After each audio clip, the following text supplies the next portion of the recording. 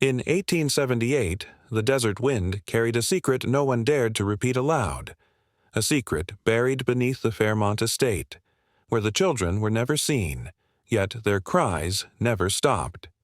Utah, 1878. The desert stretched wide, a place of quiet, faith, and survival. But at the edges of that silence stood the Fairmont Manor, tall, cold, and out of place. To the townsfolk of Silver Creek, the Fairmonts were both benefactors and curses.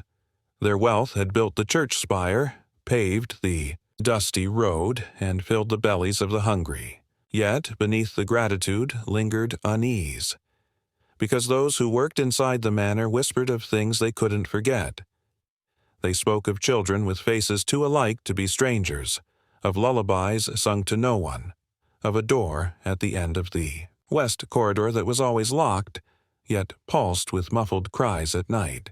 The Fairmont family, respected as pillars of God's grace, lived with something unholy in their walls.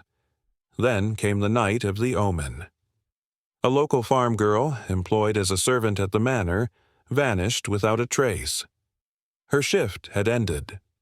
Her apron was found folded on a chair, but her body, her voice, her very name, were erased from every record, as though she had never existed. The town did not speak of it. The church made certain of that. Yet travelers noted how the desert air carried a strange sound afterward, a lullaby half sung, half screamed, and those who heard it swore it did not come from a single voice. It came from many. The Fairmont family did not simply arrive in Utah. They descended upon it, like a dynasty with roots older than the desert itself. Their wealth seemed limitless, their influence untouchable. By 1878, the Fairmont estate stood as the largest private residence for miles, a stone fortress rising against the barren horizon. To outsiders, the Fairmonts were saints. They gave generously. To the church, financed the town's first school, and offered work to struggling farmers. Their name was etched into deeds, gravestones, and church records, stitched into the very fabric of Silver Creek. But among the townsfolk, there was a saying whispered behind closed doors, "Nothing grows near a Fairmont, except shadows." For as long as anyone could remember, strangeness followed their bloodline. The men aged too quickly, their hair turning white in their 30s. The women bore children who often did not live past infancy. Or worse, children who should not have lived at all. Some were said to be born without tongues, others with eyes too clouded to see. Yet the Fairmonts kept having children again and again, as though driven by some unseen compulsion. The church defended them. Priests claimed their misfortunes were merely tests of faith. But townsfolk noticed how baptisms of Fairmont children were always conducted in private, long after midnight, with no witnesses but the clergy. More unsettling still were the portraits that hung inside the manor. Generations of Fairmont heirs, painted in oil, stared out with uncanny similarity. The same angular faces, the same hollow eyes, as if each child was not born but repeated. The Fairmonts smiled at the town from their pews every Sunday. But when their carriages rattled away, the desert swallowed them, and no one dared follow. Because everyone in Silver Creek understood, whatever secrets lived inside that stone manor, they were not meant for human eyes. The first cracks in the Fairmont image did not come from their wealth nor their power, but from the whispers of those who served them. Maids, farmhands, and drivers, each hired with promises of fair pay and safety, never spoke openly while in town. But in hushed voices, over cheap whiskey, or under the cover of night, their secrets slipped out. They told of rooms locked from the outside, where children were kept not as sons and daughters, but as prisoners. They spoke of meals delivered through small slits in the door, of scraps sliding across the floorboards, of lullabies sung by mothers whose arms were empty. Some claimed they had seen figures moving through the manor at night, children who looked familiar but wrong. One maid described a boy who bore the same crooked smile as Mr. Fairmont himself, though the boy was supposed to have died years earlier.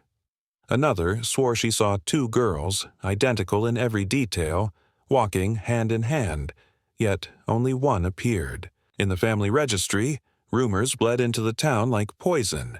People whispered of deals struck with the church, of priests who altered records to erase stillbirths, deformities, and disappearances.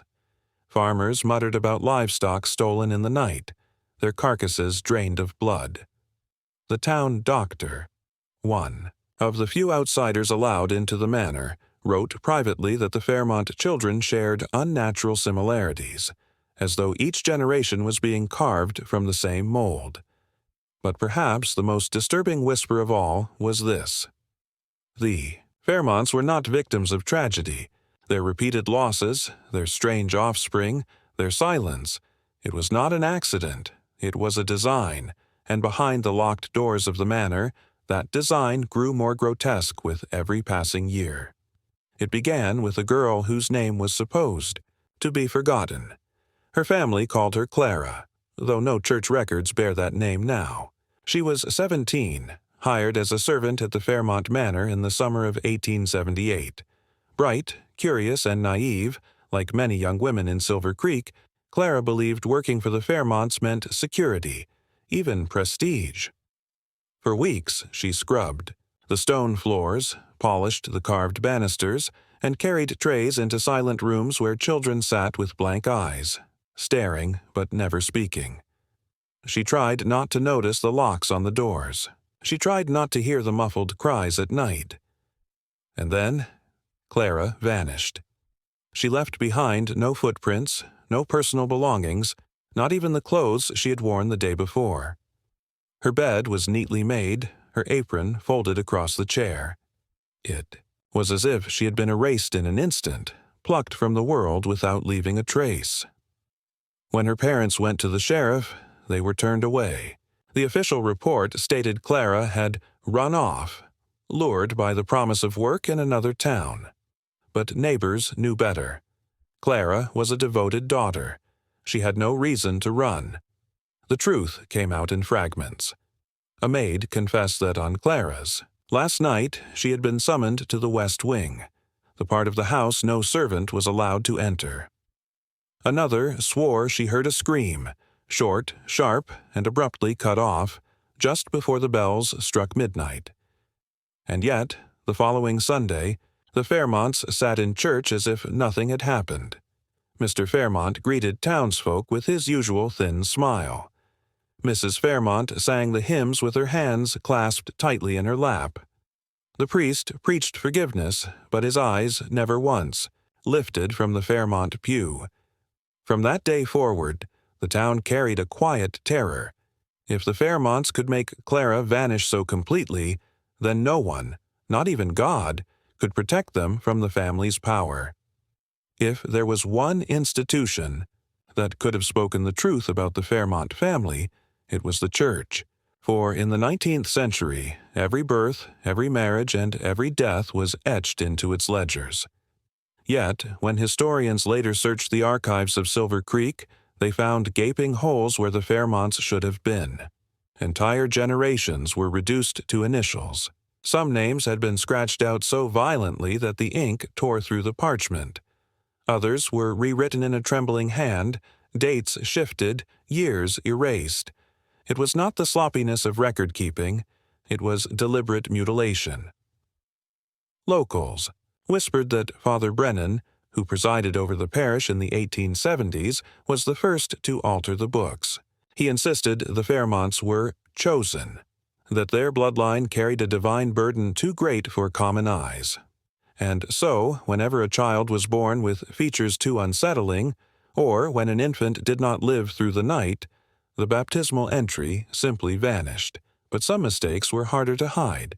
In one volume, researchers later discovered a name hastily inked over: Jonathan Fairmont, born 1864.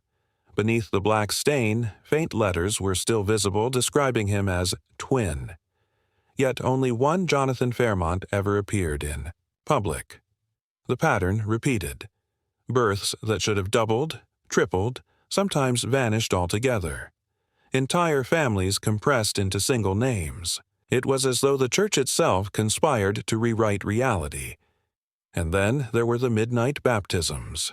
No congregation, no witnesses, just the Fairmonts, the priest, and a locked chapel. Townsfolk claimed they saw shadows in the stained glass. Children, held tightly, wrapped in heavy cloth, faces never shown. Some believed these were not baptisms at all, but rituals, meant to cleanse what should never have been born. By the time Father Brennan died, the records of Silver Creek had been permanently corrupted. What remained was a genealogy so fragmented, it was impossible to tell where one generation ended and another began. But one thing was certain.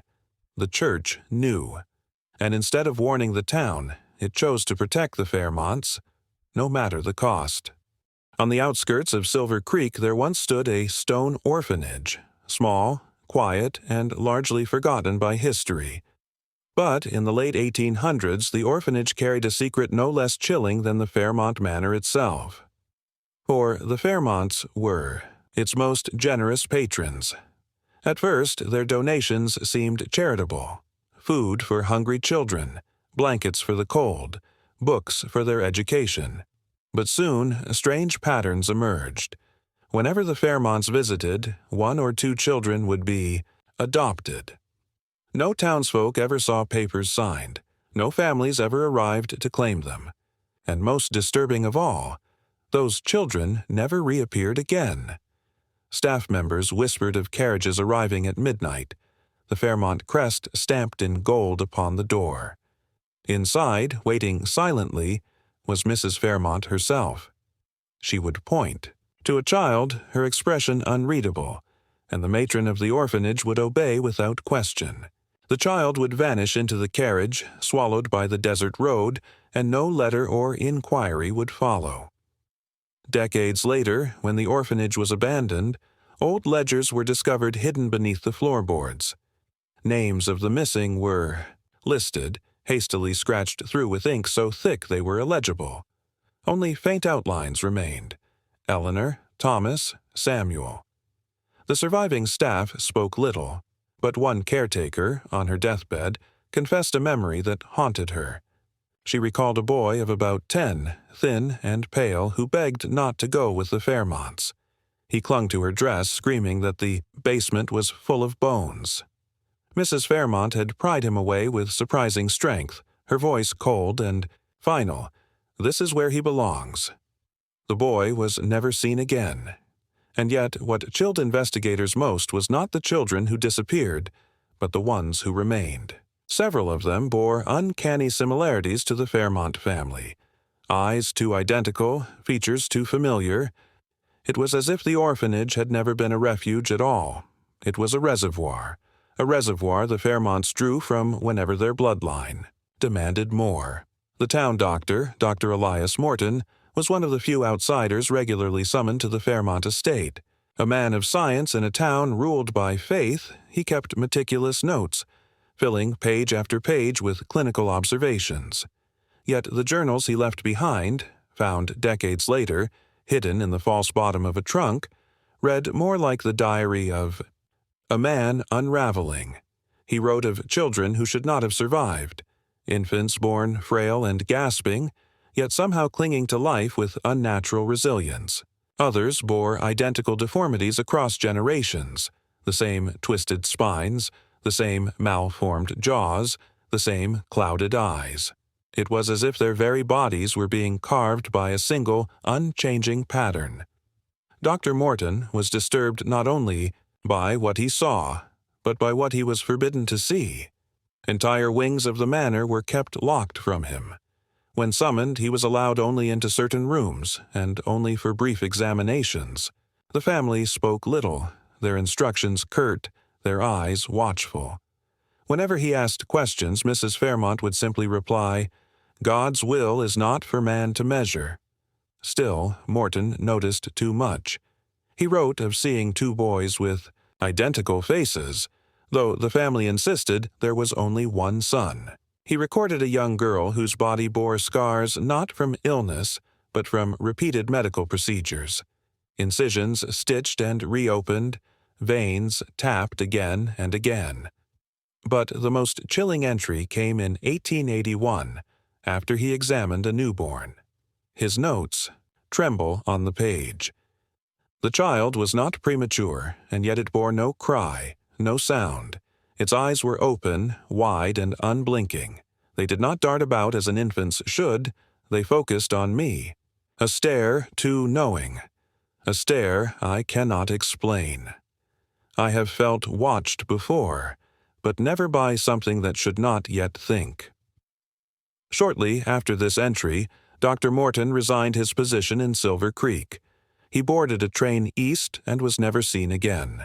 His journals remained behind, locked away, as if he knew the Fairmonts would come looking. In his final note, he left only one warning, underlined in ink so heavy it tore the paper. This is not illness. This is design.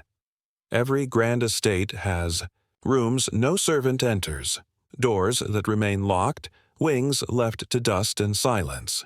But in the Fairmont Manor, the West Wing was more than neglected space. It was a place of fear, spoken of only in whispers, even among the staff who scrubbed its floors. The wing stretched across 3 levels of the house, its windows boarded from within, its corridors lined with doors reinforced by iron locks. Servants, tasked with cleaning nearby, claimed they heard scratching, muffled sobs, and the dragging of feet along the wooden floors. Sometimes, in the quiet of early morning, they swore they heard lullabies, sung in voices too warped and overlapping to be human.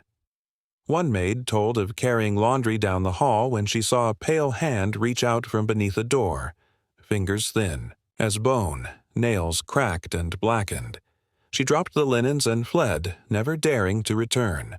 Another spoke of a stench that leaked from beneath the doors, a mixture of copper, mold, and rot, like blood soaked deep into wood. But perhaps the most disturbing accounts came from the children of the manor.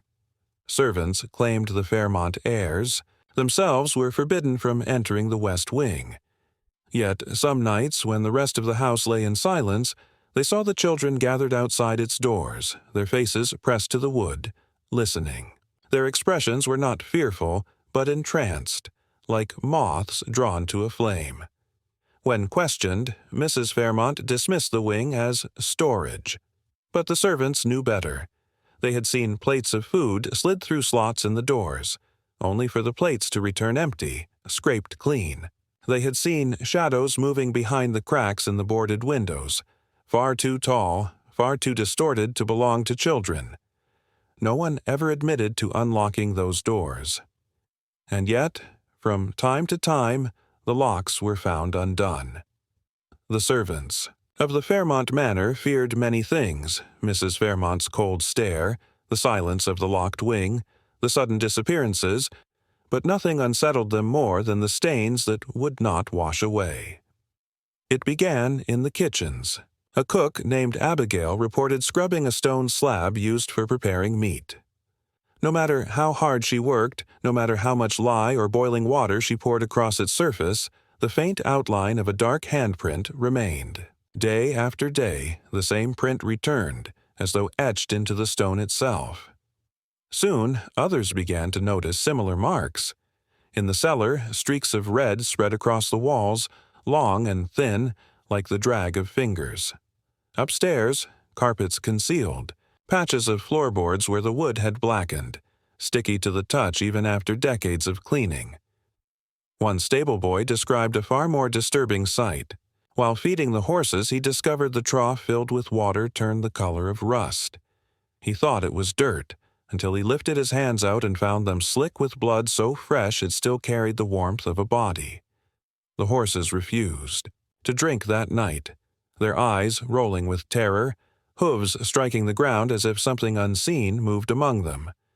The Fairmonts dismissed the stains as superstition, claiming servants exaggerated for attention.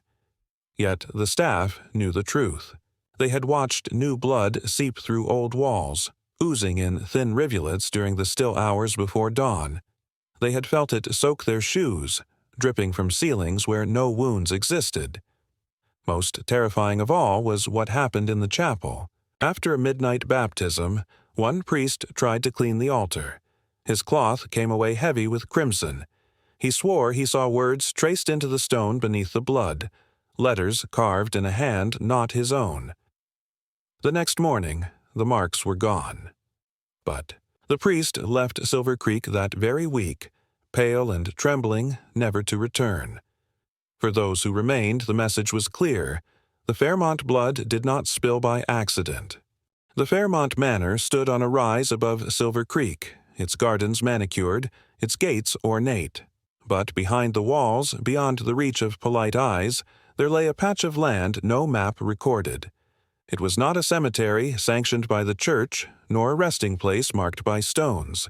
It was a field of earth that moved with the seasons, where the ground seemed to sink in strange, uneven patterns. Servants called it the burial ground of mistakes. At night, when the moon was low, they claimed to see Mr. Fairmont himself walking there, shovel in hand. The dirt would be freshly turned by morning, but no graves were ever marked. No crosses, no flowers, just mounds of soil that shifted and collapsed into themselves as though the earth refused to hold what was buried inside. Whispers spread among the staff. Some said these were the bodies of Fairmont infants, born too twisted, too broken to be presented to the world. Others insisted they were not only infants, that grown children, even servants, had been dragged out under cover of darkness, never to be seen again. One gardener swore he had glimpsed what lay beneath. After a storm unearthed part of the field, he found fragments of bone, small, delicate, unmistakably human. Yet alongside them were shapes that made no sense, rib cages that bent in on themselves, skulls too elongated, jaws filled with teeth, that had no place in a child's mouth. He burned the remains that night, trembling as the wind carried the smell through the town. By morning, the soil had already been turned again, as though the family had erased even the evidence of his discovery. The townsfolk learned to avert their eyes when the Fairmont carriages passed the gates. They did not ask where the children went, nor why the fields behind the manor seemed forever unsettled. For everyone in Silver Creek understood one truth too terrible to speak aloud. The Fairmonts were not burying their dead. They were hiding their failures. In the winter of 1886, an outsider came to Silver Creek, a scholar from the University of Chicago named Professor Adrian Holloway. A man of stern features and sharper curiosity, Holloway claimed he was conducting genealogical research on pioneer families of the Utah territories. To the townsfolk, he seemed harmless, even dull, but his true interest was not history. It was the anomalies buried in the Fairmont bloodline. Holloway began with public records, but quickly discovered the same irregularities others had noted: missing birth certificates, overwritten names, contradictions in census reports. Some generations seemed to appear twice, others not at all. It was as if the family tree had been deliberately bent, its branches reshaped to hide something unnatural. He became a familiar figure at the church archive, his lantern flickering late into the night as he pored over parish ledgers. He interviewed elderly townsfolk who remembered children that never grew, faces that never changed, and funerals that never came. His notes grew frantic, covering entire pages with phrases like repetition of features, unnatural survivals, and possible selective breeding. The Fairmonts tolerated him at first, their politeness thin but cordial. Yet when Holloway requested access to the manor's private family records, the door was shut firmly in his face. That very night, he confided to a boarding house keeper that he had found something in the archives, something so disturbing that it should have ended the Fairmont name a century ago. 2 days later, Professor Holloway vanished. His room at the boarding house was left in disarray, papers scattered, the mattress soaked through with a dark stain that no amount of scrubbing could lift. His journals were gone, save for a single torn page found lodged beneath the floorboards. On it, written in a hurried, broken hand, were 3 words. They breed themselves. The townsfolk buried the story quickly. The sheriff declared Holloway had returned to Chicago, though no passenger. Records confirmed it. The church denied he had ever visited their archives, and yet some swore they saw his lantern flickering one last time inside the boarded windows of the west wing of the Fairmont Manor. By the late 1880s, the people of Silver Creek knew better than to speak of the Fairmonts. It was not only fear of the family's power, it was the knowledge that the town itself was complicit. Officials had long since learned that standing against the Fairmonts meant ruin. Merchants who asked too many questions found their shops mysteriously burned. Farmers who refused Fairmont offers of the land trade woke to find their livestock slaughtered, their wells poisoned. Even the sheriff understood his badge held no authority at the manor gates. Thus, a silent pact was formed. Records were altered. Birth certificates were falsified. Deaths were explained away as accidents, fevers, or disappearances in the desert.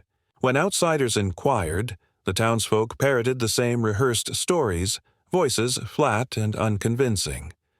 But there was more than silence at work. There were those who benefited. The church received generous tithes, the councilmen received land, and the sheriff's coffers never ran dry. Everyone who mattered was bound to the Fairmonts not by loyalty, but by survival, and by guilt. Ordinary townsfolk were not blind. They saw the covered carriages moving at night. They heard the cries that drifted across the desert wind. They knew that children vanished, that servants never returned. But they also knew that speaking aloud what they knew meant joining the missing. So they learned the art of forgetting, of looking the other way. Generations grew up with warnings, passed down like scripture. Do not look too long at the manor windows. Do not speak the names of their lost children. Do not follow the carriages. It was as though the town itself had become an accomplice, a body feeding a hidden disease, unwilling to cut out the rot. In Silver Creek, silence was survival, but silence is also complicity, and the longer the town remained complicit, the more the Fairmont secret rooted itself into the very soil of America.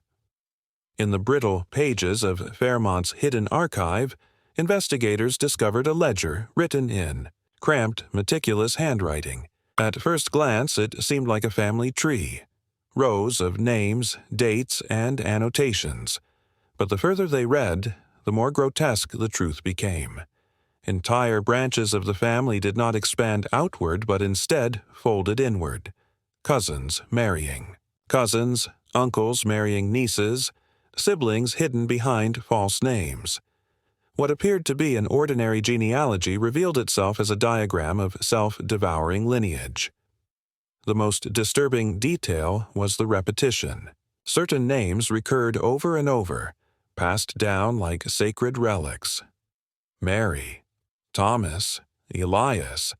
These were not just family members, they were templates, replicated through generations, as if the Fairmonts believed identity itself could be preserved by sealing bloodlines tight, and then, in the margins, faint notes appeared.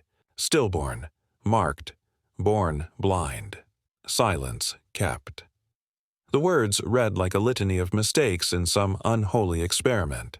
By the mid-1870s, the number of malformed births had grown too great to conceal, yet the ledger showed no sign of regret. Instead, there were careful instructions to remove certain infants to the stone house in the canyon.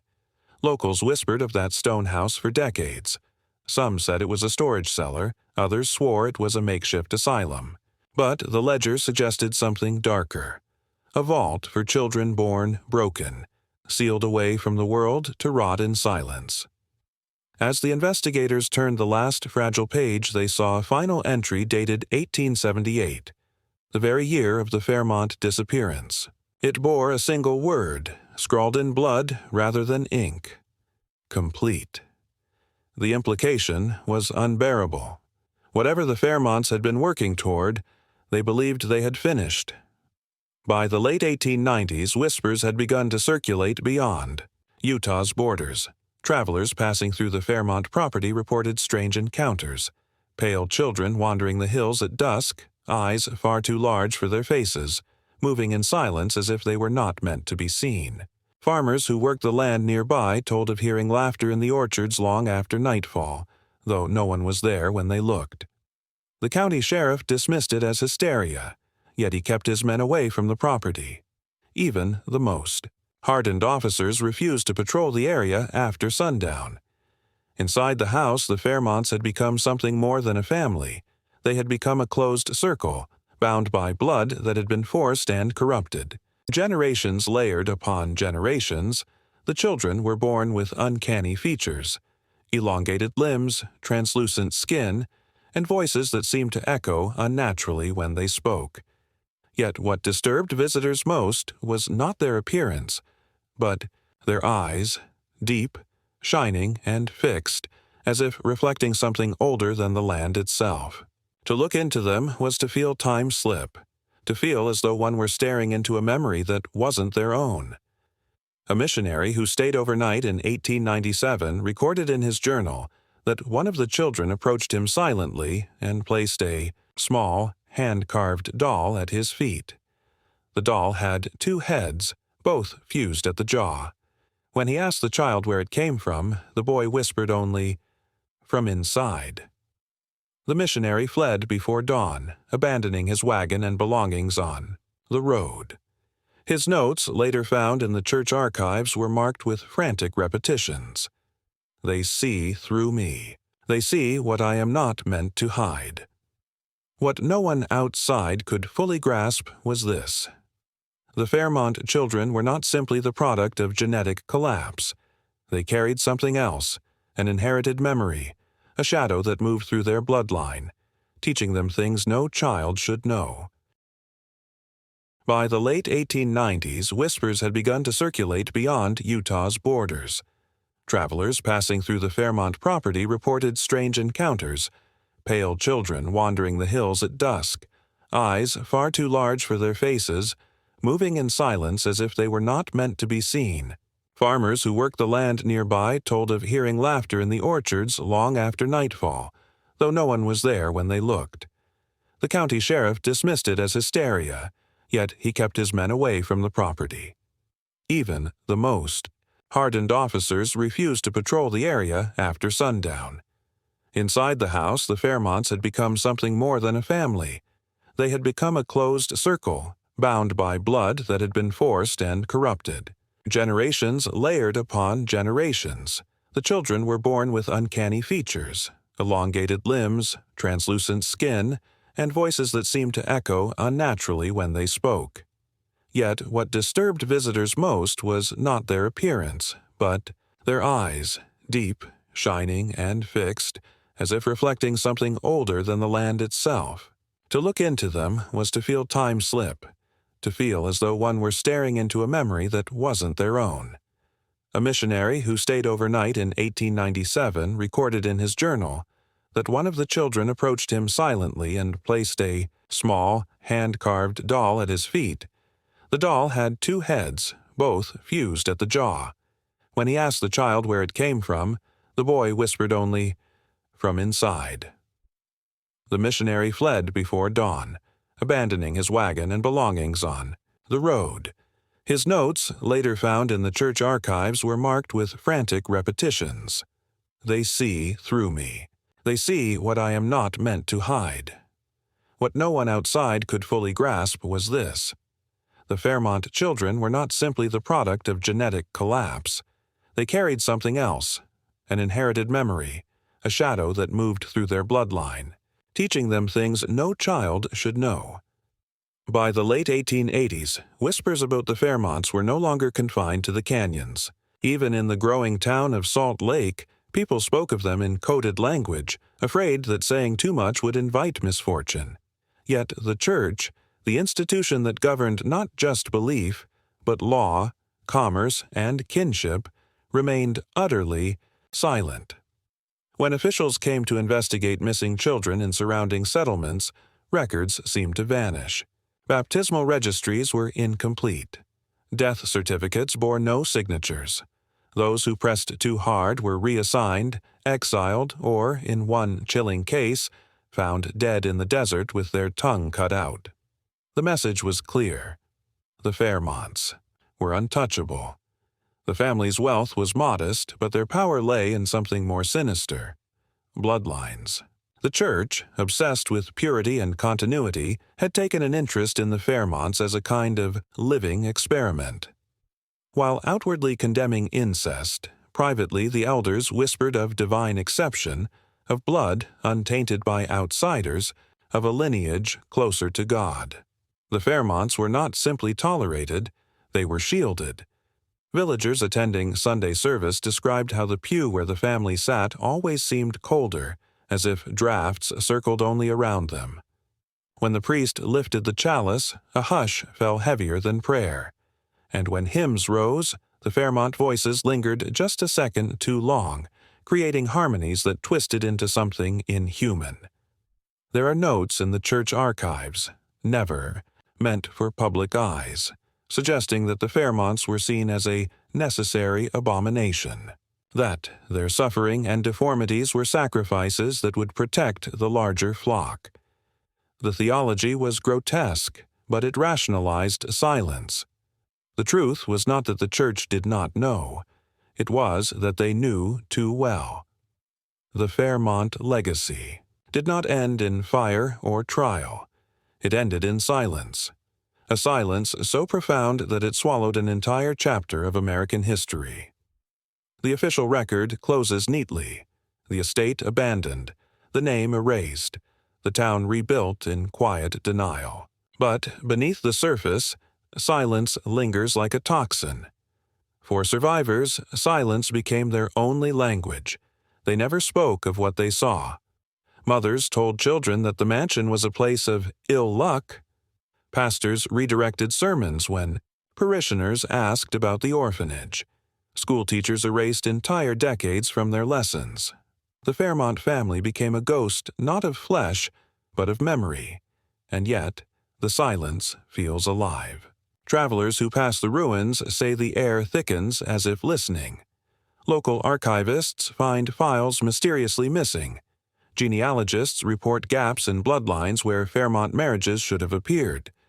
Even today, residents of rural Utah lower their voices when the name is whispered, as if sound itself might awaken something better left asleep. The most unsettling truth is this: silence does not destroy. It preserves. It holds the trauma in place, suspended, unrotting, waiting. And as generations forget the words, the silence grows stronger. Perhaps the most disturbing genetic secret of America was never the bloodlines themselves, but the ability of entire communities, and even the nation, to bury what they could not face, to decide that silence was safer than truth. But silence does not heal. It festers. And somewhere beneath the weeds of Fairmont's collapsed estate, something festers still. The Fairmonts may be gone. The church may be buried. The records may be ash. But silence. Silence always remains.